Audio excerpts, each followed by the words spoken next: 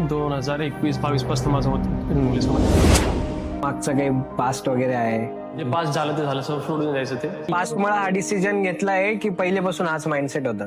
Past मुळे हा decision घेतला. 2021-22 पासून माझं होतं पोलिसामध्ये. पण ऍट दी पॉइंट असं येतो की आपल्याला करिअर पण बघावं लागतं, आपल्या घरचं बघावं लागतं, प्रत्येक गोष्ट आपल्याला हँडल करावं लागते. आज एवढं ह्यूज सक्सेस भेटल्यानंतर आहे का कॉन्टॅक्ट मध्ये ते व्यक्ती? त्या व्यक्तीसाठी मी प्रत्येक गोष्ट सोडून दिली.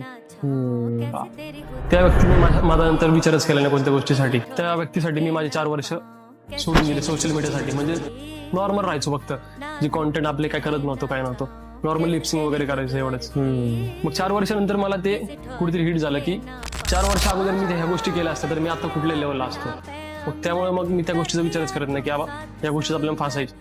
बस आपली जे सिरियल लाईफ चालू आहे. जे युथ तुला बघताय त्यांना तू तुझ्या बॅकग्राऊंड वरून पास्ट वरून काय मेसेज देशील?